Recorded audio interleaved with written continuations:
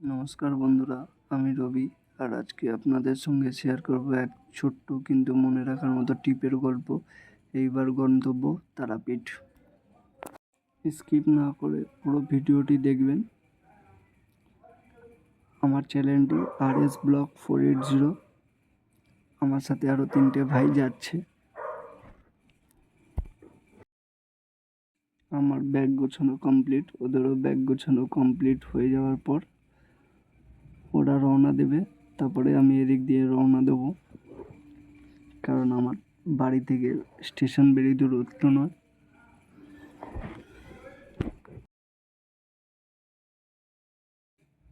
ওরা রওনা দিয়ে দিচ্ছে স্টেশনে যাওয়ার জন্য।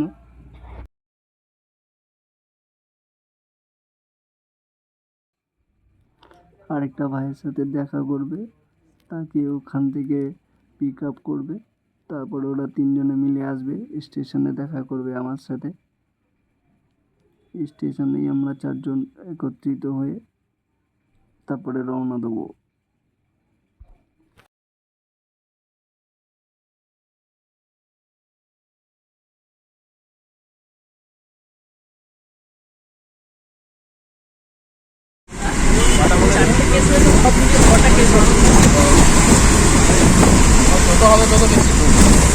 আরে ওদের পয়সার দরকার কেস করে।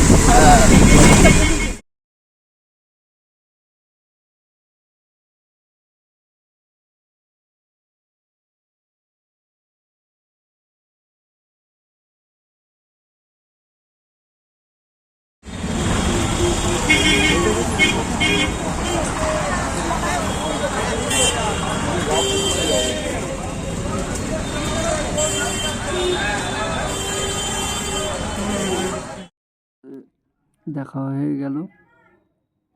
এবার আমরা নামছি নিচে, ট্রেন ধরবো বলে, কারণ আমাদের নৈহাটি পৌঁছাতে হবে।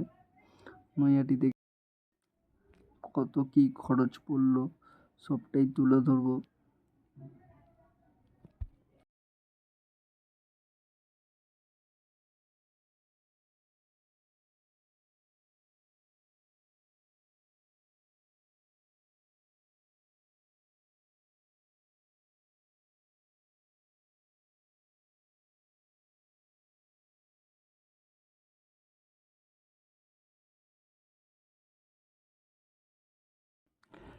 আমাদের ব্যান্ডেল অবধি টিকিট পড়েছিল লোকালের 10 টাকা। তো আমরা নৈহাটি পৌঁছে গেছি। তারপরে নৈহাটি থেকে আবার ট্রেন এসে ব্যান্ডেল যাবার, তো সেটা ধরবো। খুবই আনন্দ লাগছে মায়ের কাছে যাব বলে, কারণ একদিন ছুটি চেয়েছি আর সেই ছুটি নিয়েই আমরা বেরিয়ে পড়েছি। খুব মজা হচ্ছে।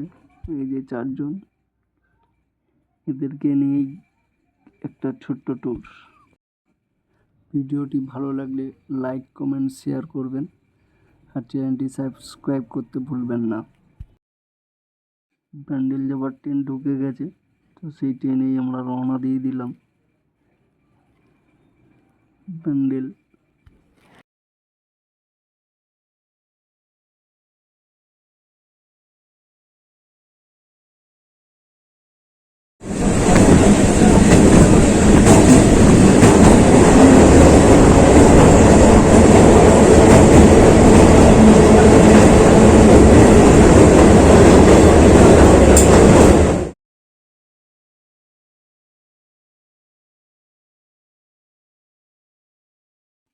এক রাত 2 দিনের ভ্রমণ, পকেট ফেলি, শরীর মন ফ্রেশ করা।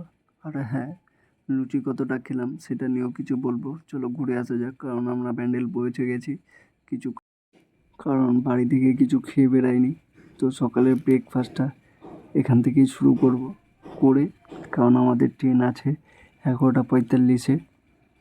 তো তাই জন্য এখান থেকে ব্রেকফাস্টটা সেরে নিয়ে তারপরে আবার স্টেশনের দিকে রওনা দেবো।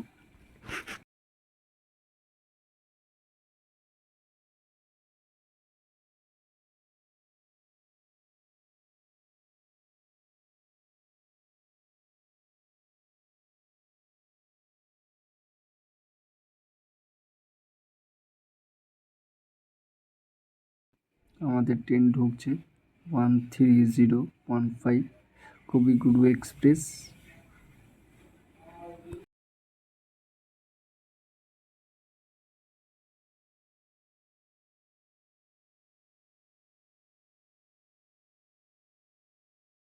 ট্রেনটা একটু লেট ছিল, 1 ঘন্টার মতো।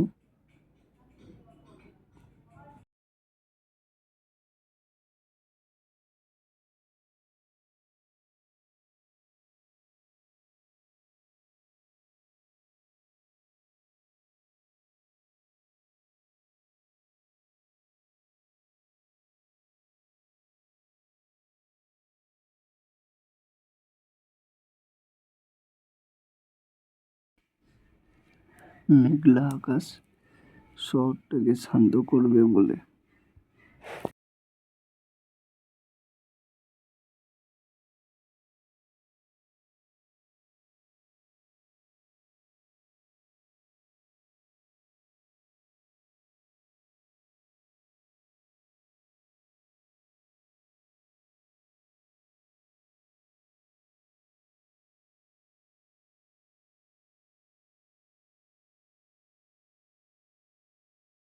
মেঘলা আকাশ আর সবুজে ভরা পুরো মাঠ আর গাছপালা, কি সুন্দর লাগছে।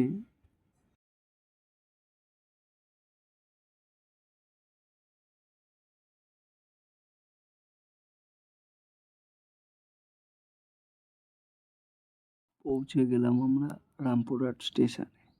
এখান থেকে গাড়ি ধরবো, 40 টাকা ভাড়া নেবে।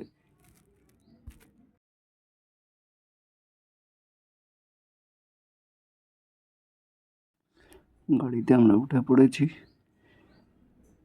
খুব ভালো লাগছে। আর বেশি দেরি নেই মায়ের কাছে যাওয়ার।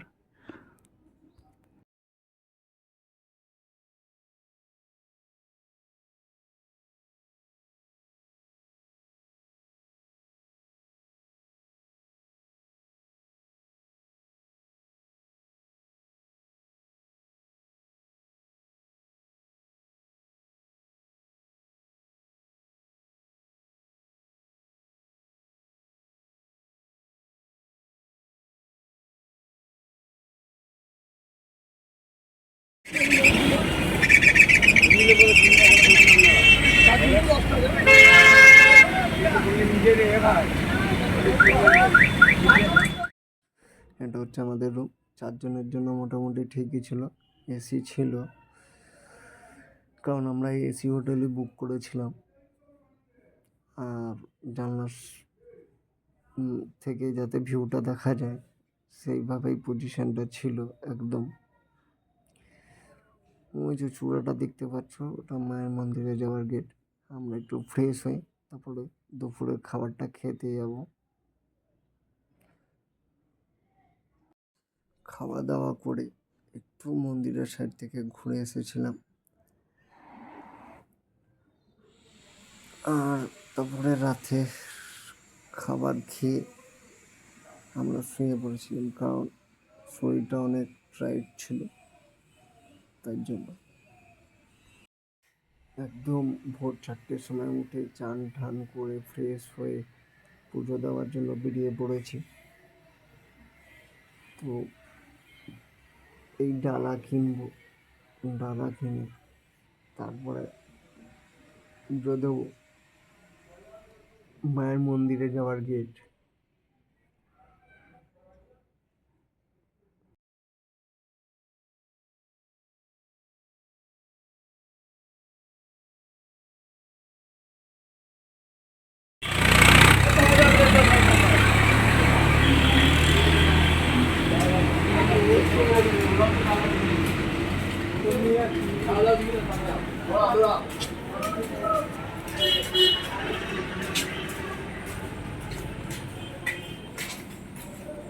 কর, এবার আমি সামনের দিকে হেঁটে যাবো, তুই একটু করবে।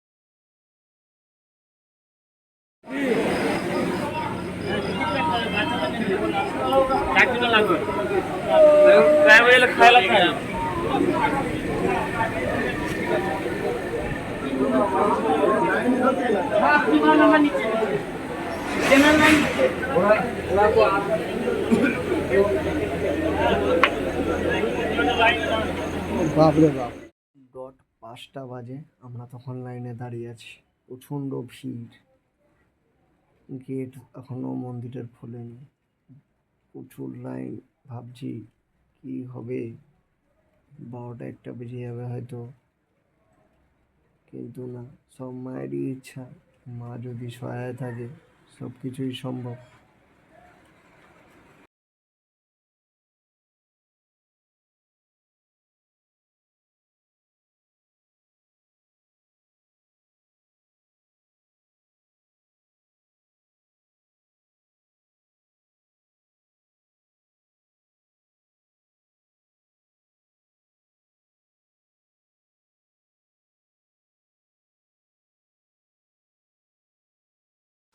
আর একটা কথা হলো যে ফোন অ্যালাউ নেই, পুজো দেওয়ার সময় ফোন জমা দিতে হবে, তারপরে আপনারা ফোন নিয়ে এসে, পুজো দেওয়া হয়ে গেলে ফোন নিয়ে এসে তারপরে আপনারা ফটো তুলতে পারবেন, সব কিছু করতে পারবেন। মন্দির দর্শন, জয় তারা।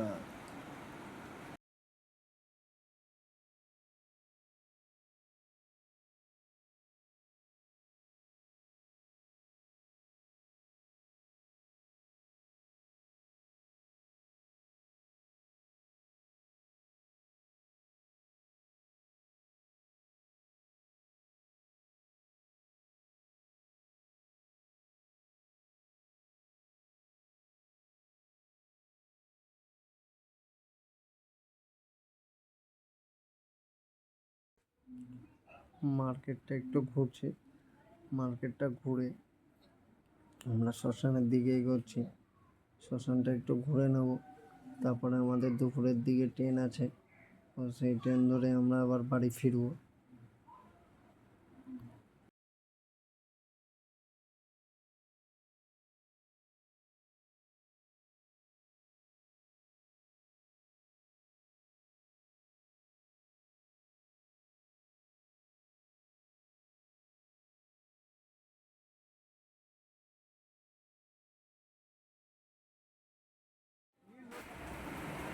তারাপীঠের মহাশ্মশানের দিকে আমরা ঢুকলাম,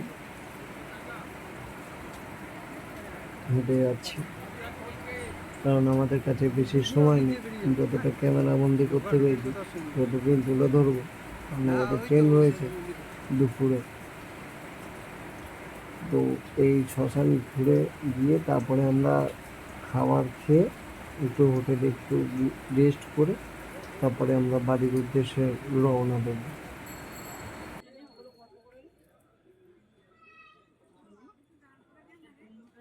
এই দেখ শ্মশান, এটা ঠিক আছে, চল।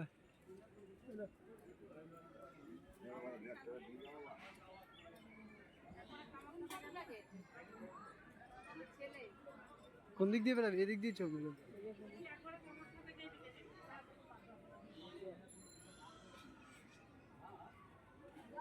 হ্যাঁ হ্যাঁ, ধূপকাঠি কিনতে হবে।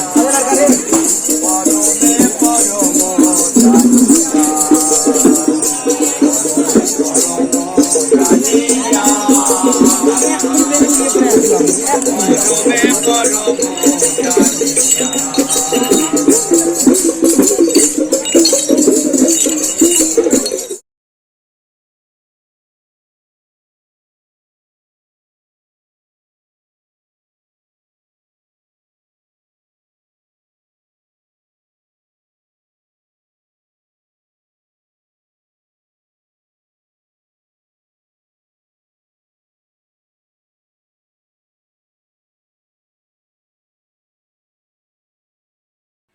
এখানে আমরা পুজো দিয়ে তারপর আমরা বেরিয়ে পড়লাম। তারাপীঠ হলো পশ্চিমবঙ্গের বীরভূম জেলার রামপুরহাট শহরের কাছে অবস্থিত। এটি ভারতের 51 সতীপীঠের মধ্যে একটি। সতীর এখানে 3 নয়ন পড়েছিল।